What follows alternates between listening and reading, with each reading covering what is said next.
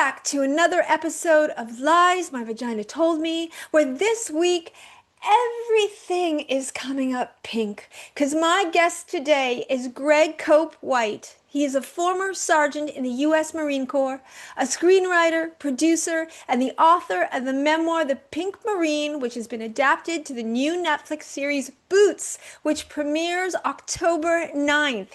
He is also a mentor and a champion for LGBTQ and veteran rights. He is truly one of the most giving people on this planet and a cheerleader for everyone in his life. Please welcome with great cheer my friend Greg Copeland. Thank you. I'm so happy to be here having this conversation with you. You know, you're one of my very favorite people in the world. Thank you so much. I almost started crying in that intro because everything about what you are going through, what you are experiencing with this incredible show makes me cry because I, as your friend, have been on a journey with you. But before we talk about everything, I just want to let our listeners know this, if I may. Greg has been on a press tour this week, and he has spoken to The New Yorker, The New York Times, Today.com, AV Club, Military Times, Stars and Stripes, Script Magazine, NPR, The Advocate, Forbes, and Time Magazine, and chose to end with us a wee little podcast called Lies My Vagina Told Me. Now, if that is not a true friend, I don't know who is. Thank you. But we all start with the vagina, so this is what I should have done first. Thank you so much. We are shooting this podcast this week from New York City. I identify as bi-coastal. I want to be tri-coastal. And we are here because there have been all these incredible events, one yesterday and one coming up tomorrow for the release of Boots. And I have to say, we went to this event. We were introduced to this incredible cast. They are just amazing. And then shown little pieces, not the entire show, just little teases. And it blew me away. On behalf of the commanding general of this base, I hereby welcome you to Marine Corps Recruit Depot. Now get the off my goddamn boss! Oh dear. How do you want to be a Marine, Cameron? For freedom? What I see before me is a collection of ups, jerk-offs, and fat bodies. It is just the first day. You've only been here for one day?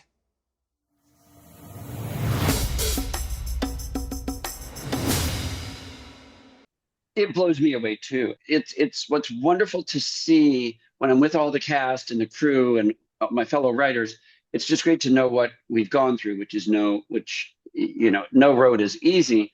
But we had a writer strike and an actor strike. Yes. But you, Brigitte Bako, always my lucky strike. No. Oh, I love that because I just knew it. I just felt it and I knew it. And there were a lot of twists and turns. There were a lot of stops and goes.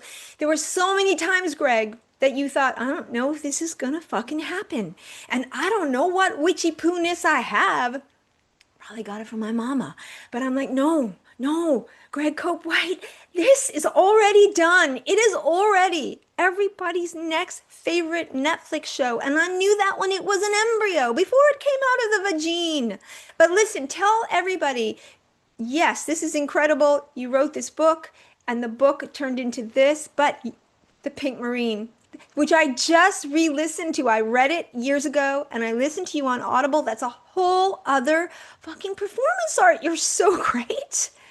Thank you. I had a lot of fun recording it. That was good. You know, this book has been a journey for sure. As you know, yes, every time I was dejected or worried or we'd get bad news or a bad turn, I would share that with you because no one understood more than you. And every time you ended with, no, just have faith, it's going to happen. And it was this book has been a labor of love and pain, just like birth through the vagine, I guess. Yeah. But I had a heart attack on book tour. I survived and I reorganized everything. And this book, believe it, I was able to cancel my publishing contract. So this book is actually a self-published book now. It was funny when we were selling it as a series, the network reached out and said, we just need to talk to your publisher about, the rights and all that. I said, you're talking to him. So, That we really do. I just want everyone who has a story to know that, yeah, maybe a television show about your life and your story is the goal. Maybe it's not.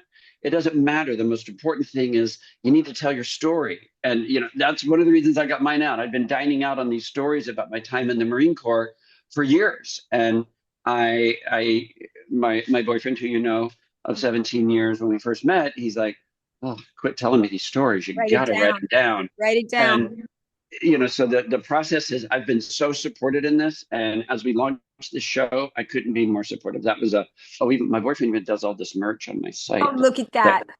That is fucking fantastic. He's a genius. there's a I wore this. He is a genius. I wore this for you because you Yeah. deserve it. I want to say something though.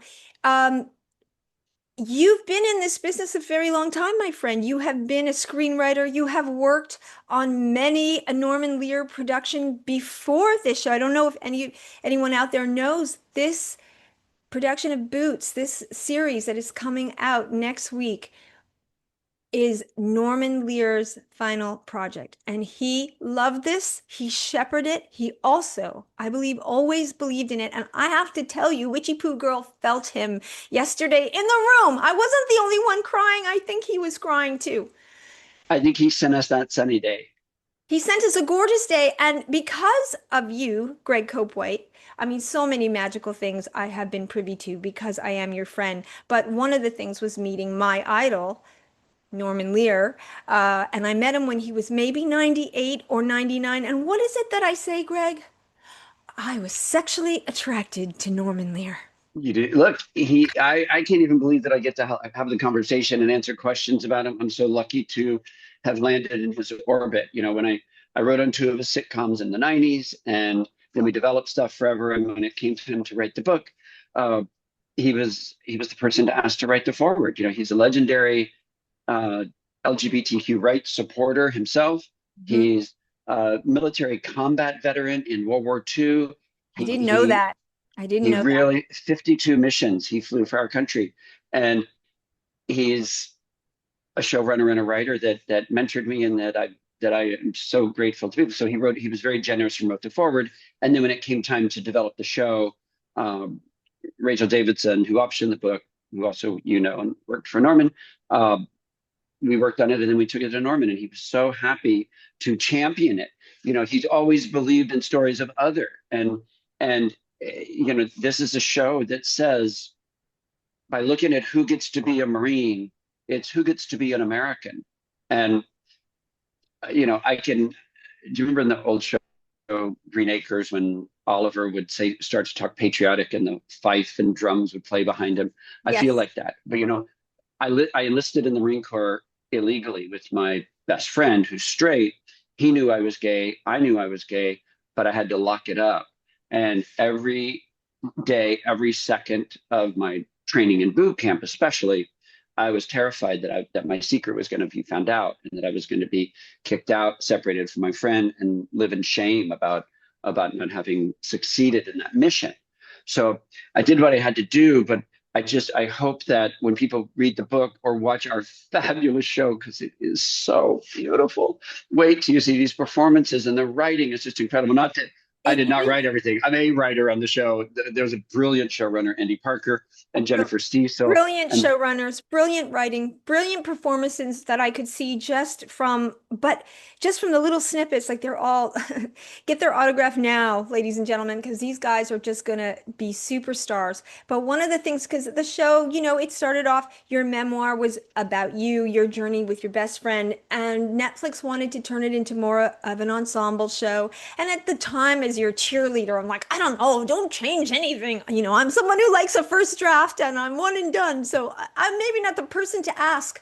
But as you learn about all of the ensemble cast and what everybody's going through in this Marine Corps, and that at the center of it is something I believe we have never seen on television, but it is a true friendship between a straight man and a gay man. And it is not complicated. There's no, well, maybe he's a, no, it's just real. And this is based on your real best friend, who I'm going to get the privilege to meet tomorrow. I've never met him.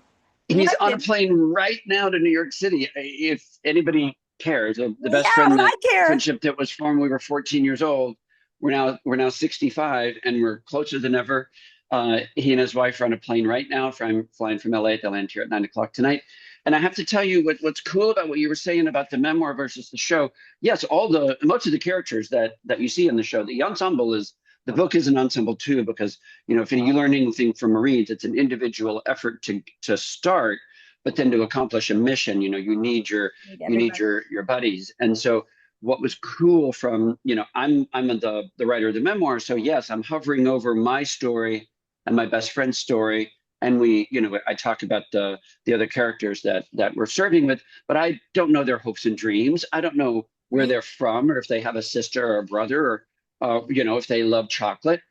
So what was cool about the writer's room is then, yes, the book is the source material, my life is the source material, and and but so are the other writers' lives and the other writers' story. So we're all, the writer's room. There's nothing, the camaraderie of a writer's room. And so we all were able to take any character that was in the book, as well as the new characters that Andy Parker created, and build the muscle and the grit and the Amazing. pain and the damage and the humor in all of those people, and learn their backgrounds and their hopes and dreams. So that's what you're going to see. This is not a show about one Marine. No. That's why it's not called the Pink Marine. This is called Boots, because it's about this ensemble of people.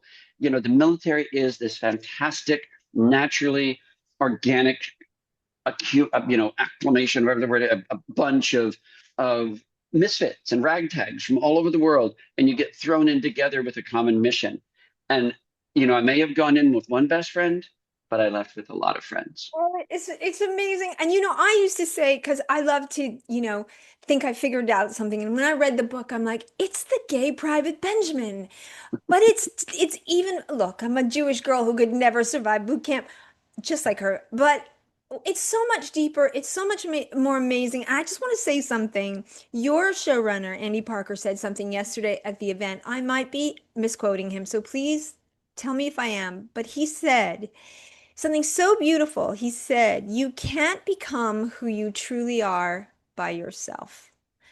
And I love Yeah, that. that stuck with me as well. He is so eloquent and such a beautiful writer. I can't wait. It's a privilege to write on the show that he created. It really was. As difficult as it is, and it might seem to write about your story and not just your story, he made it so easy because he created a total, for lack of a non-overused phrase, sorry, he created a safe space, but he also created this fun space and this room where everybody felt collaborative and felt supported. I felt supported. It was important for us to change the name of the character from Greg Cope to Cameron Cope, Yep. because yes, he's going to go through all the things that I went through, but we wanted the actor Miles Heiser, who will stun you, He's um, amazing. Team John Lang. We Yeah. we wanted him to have the freedom to not do an impression of me, but to make this his own character. And he And we wanted did. the writers to take it to places. So season one is season one, and I hope that everybody does find some way to see themselves in things, so that so that we get a season two. Oh, if Daddy, the predictions. I mean, people I just think only you know. they're gonna it's 8 episodes, so I predict everybody's gonna stream them all in one night. You told me in one night it's gonna open to 167 countries at the same time. Is that so? It might be 179 countries. Okay. No, we're both squishy on that, but Yeah, I we're just know squishy. that it's hundreds of millions of households will have access to this gorgeous story with a cast that is going to absolutely blow your mind. I mean, I told you this yesterday when my first show premiered. It played for seven of my cousins in Canada. This is big, But baby. but tell me how that felt How when your that show felt premiered. when my How show did that premiered. feel? Uh, Surreal, amazing. I think I had gone to some psychic in Toronto and I was like, am I gonna fall on my face? And I remember him saying, I don't know if you have a career in film, but gosh, you have one in television. You're gonna have a success. I'm like, I'll take it. I will take it because I was killed, bludgeoned, and raped in movies. So let's be funny on TV.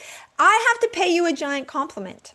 I joke that this podcast experiment of mine, this little podcast of mine, is fully to avoid TV development. Mama needed a break. Mama has been selling shows for the last 10 years and in development with networks and they take so long. I got very lucky. My first show was made so fast. My second show was sold so fast. And then I came into the reality of what it really takes. And it takes a fucking village, an army, probably the Marine Corps. But I want to tell you something. So I thought, I'll just do this podcast. I like it. I want to do a podcast. Nobody tell me what to do. I can touch my titties. I can say vagina. I can do whatever I want. But when I watched your hard work, everyone's hard work, and I know the years, I'm talking years, ladies and gentlemen, that it took to get this on the screen from when we first, okay? I was only 20. When we talk about Same. how long it took, and I see what's on the screen, let me tell you what it did to me. It made me miss writing. It made me miss writing television because I forgot for a minute the alchemy and magic that happens when you get it right. And if you are lucky enough to get it right, you guys got it right. And I just thought, wow, nothing. I needed a break. I said, I'm going to tell my stories instead of write my stories for a minute. But you single-handedly, well, and everyone that came together to create that show made me go, oh, I should probably go back to that because that is my love and I do adore it. And but I wanted to get the stories out in a different way. You know, I've never done this, so I'm trying it, and I'm so far, you know, just to have conversations with the people I love and introduce them to the world is just incredible. And I've been listening, and it's so funny and so important because you're giving people a chance to share stories that they may not have wanted to share or thought about sharing. And what you're doing is you're reminding people and anybody watching this is that all stories have value and there's interest. I mean, look, we're all, you're one of my favorite writers in the world, and I hope that people are aware of that. But you know, your understanding of this how this goes is because you've had your boots on the ground. You know, you're a groundbreaker. You not only were the showrunner of your series, but you created it, you wrote it, you starred in it, you directed it, everything that was out there. I think you did craft services. Yeah, just the cheese. So that you know what you're doing. So I need you to unretire from TV for just a moment because last night after the event, there's a huge electronic billboard for the show in Times Square, and we went over to see it, which is as mind blowing as I'm that going to sounds. see it tonight because my event is in Times Square, near Times Square. So we thank you, and I was talking to when Norman passed away at 101 and a half, too soon. We miss him so much, and he gave me everything, and I'll do whatever I can to make him proud. The man that ran his company with him, Brent Miller, who is our executive producer, has his own production company now, and he was so happy to meet you yesterday. And I pitched him lightly a couple of your projects, and he'd love for you to send him a script. Whoa, puppy. I guess I shall. I'm back in. They pulled me back in. I wanted out and they pulled me back in. Okay, I thank you so much. I want to say something else in case people missed it because, you know, a lot of people say, well, is your show just sex talk and is it just vagina talk? First of all, it's all about birth and rebirth and reinvention and redefining at any fucking age. That's what this is about. And I don't know, did you say, what number did you say? Was it 65?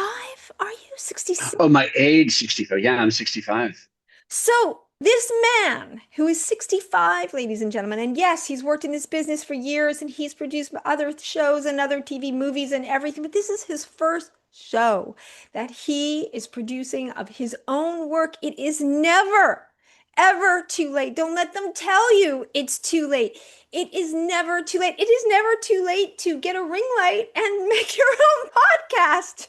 Never too Yes, I didn't have a ring light, so on the way to do this, I stopped by. I have some friends in town. I don't know if you know Tim Quinn and Mark Turnipseed, great guys. They have a new skincare line called Halo 42, and I stopped by to support them, and they gave me a glow up. So inner glow. I've got things. They were pulling up brushes. I don't know what they've done, and They're so amazing. look up Halo 42. It's great. And then because they were getting me ready for something I'm doing tomorrow. Excellent. And I'm going to a screening tomorrow, a SAG screening. I was invited to independently, and I'm going. How many will they show us? Will they show us two? I believe you're going to see the whole first episode. I'm not sure if you're going to see more than one. I can't remember. Okay. Well, I'm going to have a complete Party. Gonna have a complete party on October 9th with popcorn and whistles and this motherfucker right here walking through the You street. got swag, baby. Got some swag and I love it so much. I absolutely adore it. Here's the thing. Everything I write, whether it's silly, ridiculous, wonderful, I give to Greg. And as busy as he's been getting a show made, he always reads it. He always gives me feedback. Let me just start that by saying, please send me anything you ever read because it's always so strong and so interesting. Anybody that goes through what you do in I forget in not 38 Special, but the what's the one I love so much? Anticlimactic. Anticlimactic is Yeah. just it's so wrong and so right Thank you. I that love that. it's wild. I actually pitched the scene about why your boyfriend leaves you for Kelly to Brent last night, and now he's reading your script. So, but Yes, because who has ever said that? my friend, my boyfriend in the script leaves me for my friend in a coma. Okay, Yeah, I mean, so we've all yeah, been dumped, but have you ever been dumped for someone in a coma? That's fresh. that's fresh. Um, I want to tell you something. I've never dated a Marine. I don't think I've ever dated anybody in the military. I mean, when it's like Fleet Week, I'll go out in a mini, but I don't think I have. And I did a Same. movie called I Love a Man in Uniform many years ago, but it was just about a psychopath who dressed as a cop. So not the same. And I did have an affair with an anti-Semitic bobsledder, and he was in an outfit. He was in a uniform, but that was Teflon. Okay, yeah, I think that's we haven't that we may use that Teflon uniform for space travel, Yes, the at some space travel point. Marines, but yeah, that's you got to love a Marine. That the outfits alone. I mean, somebody says, why would a little gay kid join the Marines? I'm like, have you seen the outfits? Oh my God, Greg, the shower scenes. That's all I'm going to say, ladies and gentlemen. How We take a explicit lot of shots. do you take a lot of showers? Is there any nudity in this? Is there any boy nudity? There is, there's full nudity. Not me. You'll be glad to not see my 64-year-old cookies dangling on the screen, but I do Uh, make two cameos. you do. I'm so excited. Listen, I say you gotta live, at least for comedy. You gotta live, you gotta fuck up, and you gotta write it ass down, right? And if you have a comedy voice, tell it with your comedy voice. However, I knew that 0.1% of our population is going to understand the military, and even a less percent is going to know what Marine Corps boot camp is like. But I know what funny is, and I love funny, so I wrapped the military stories and everything in as much humor as possible, just because it's that way you can relate to it. Also, it's the only way that you could probably get through such a traumatic time. I mean, I don't know Yeah. that I could have survived it. You really do feel what they go through. Like, yes, it's a comedy, but it is realistic and it is intense and it's terrifying. I could never do it.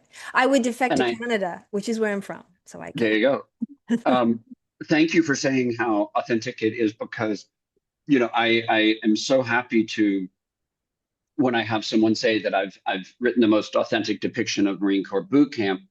I was so excited that Netflix and Sony and our showrunners, all and our great producer Scott Hornbacker, all those people wanted to make it the most authentic possible. They made sure we had three military advisors. I was on set, but I needed the three military advisors too. They Right? had been in 5 years after I got out, and our show is set in 1990. My book's in the 80s, so I really needed that fresher those few years. Everything, not a lot changes, but some things can change. I needed to rely on them because it was my hope and dream that they would, and they made that come true. All of those people involved in the production of the show were fighting their ass off to make it as authentic as possible. I have a question for you. You were in the Marine Corps during what years? From when to when? 1873 Mhm. to 1897. And Don't Ask, Don't Tell started when? I was in up until 1986, and Don't Ask, Don't Tell started in 1994. Wow. It's a long Yeah, it was just time. flat out illegal. Obviously, my first concern if someone found out was that I would be getting beat up by the person that found out my secret. It is the Marine Corps. And then secondly, I was really worried that I was going to be separated from my best friend and not just disappoint him, like I said earlier, it's about myself, but not get this crazy dream. I enlisted completely impulsively and accidentally. I thought I was going to summer camp. But Greg, you survived it. You finished it. You thrived it. You did it. Because anybody can. Anybody can. I don't want, we're in a time right now where people are being told that they can't join, that they can't serve their country. No, we're an all volunteer military. Sorry to get heavy on a second, and you can cue that fife and drum thing Yep. from Green Acres again. But we are an all volunteer military. We ask young people from every walk of life to be willing to sacrifice their life to protect our Constitution. Anybody willing to serve and wanting to serve should be celebrated and embraced. We need you. Amen. Amen and amen. And let me get off this soapbox because I'm in heels. You're just such an amazing force of goodness on this planet because they're so rare. A lot of people drink that Kool-Aid in this town, and you just want to help people. You just want to shepherd other people. You lift people up while you are being lifted up. And I hope we give that back to you, Greg, because I just adore you.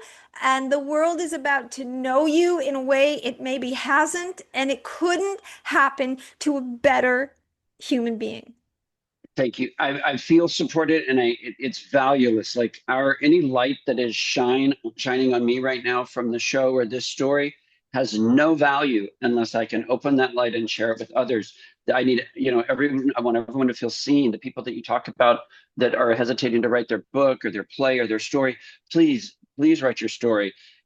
Who knows what's going to happen to it, but You things never can know. happen. The Writers Guild has a terrific year-long mentorship program for military veterans wanting to transition into screenwriting.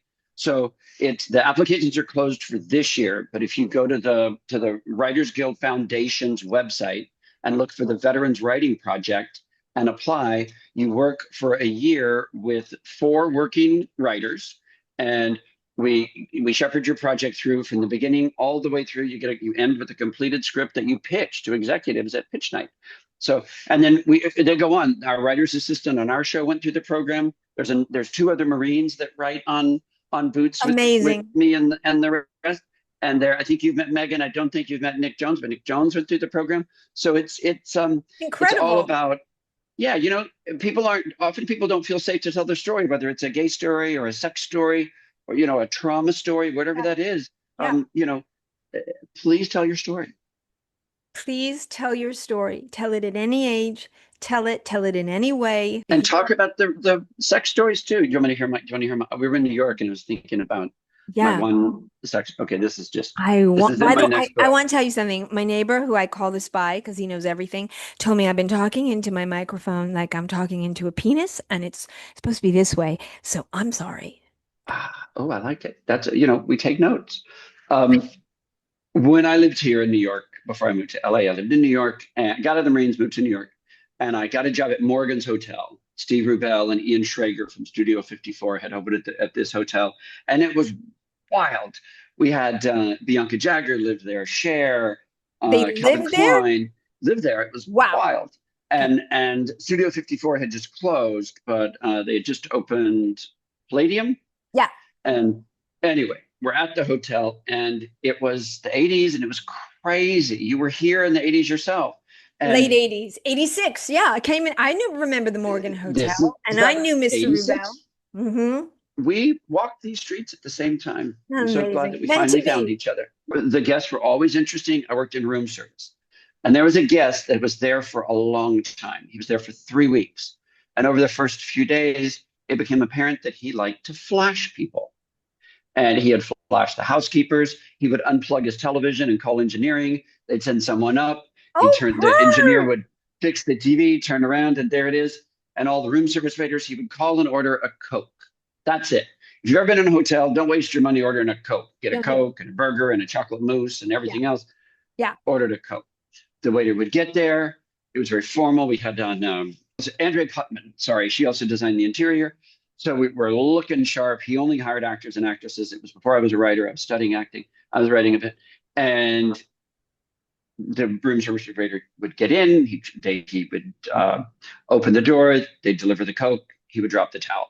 And they all told me, you got to see it. It's What was quite the impressive. what was the You review? can't miss it. You You can't. can't miss it. It's huge. It's a big story. So I waited my time, and after a couple of weeks, sure enough, I happened to be answering the phone one day, and it was the Coke. And it's funny because that was room 1015, and I got the hotel I'm in right now. I got assigned room 1015. That's what made me remember the story for you. So I got my uniform squared away, put the Coke and the glass of ice on a tray, went upstairs, knocked on his door. There he was in a towel. He opened the door. He let me in. As I'm setting the tray down, I hear, "Let me get a robe." I got rejected by the hotel flasher. Did he not Everybody know? had seen it. Oh, everybody had seen it. Crazy. I wanted to see it. Oh my God. I have a similar story. I don't know if it's similar, but I once dined with Harvey Weinstein. And you know what? Oh, He never hit on me. He hardly paid attention to me. And I'm like, what's wrong with me? yeah. Yeah. Too hideous. We're just too hideous. Look at you. No, it was horrible. I love you so much. I'm so excited to see whatever they will show me in a sneak peek tomorrow and to meet the real life Dale, your friend of so Yes, many years. This is also his premiere. This is amazing. Bridget, thank you for having me. I can't believe that I'm in your orbit. I thank the lucky stars every day. I'm just honored to call you friend and thank you for everything you've done. And I'm just telling you, ladies and gentlemen, march, run, walk, to go see this show on October 9th. It premieres at what time, my love? And Oh, it's probably Netflix. midnight on the 9th. It's if they're all drop at once. And I just want to say, Bridget, yes, thank you for your time and attention. But anybody that reads my book or watches our show, I'm so grateful for the time that you spend doing that. I know our time is valuable. And so thank you for spending that time with this story. A lot of people work their ass off on it, and it's fucking gorgeous. Can we say fucking? We can say fucking because nobody can get to me quick enough to tell me not to. There you go. Fuck it. I love you. Oh, your ring collection. Isn't that your ring collection? Fuck it, I'm fabulous. Fucking I'm fabulous. Rings for the middle finger. Yahoo.com. I will see you tomorrow at the mini little sneak preview. And I couldn't be a luckier girl. God bless you and God bless the show. I'm so excited for you. Thank you so Thank you, my much. darling. Mwah. Lies My Vagina Told Me is hosted by moi, Brigitte Bako, produced by Jacques Telemac and Léa Sherman, artwork by Léa Sherman, theme and original music by Jack Moore for balladguitar.com. See you next time on Lies My Vagina Told Me.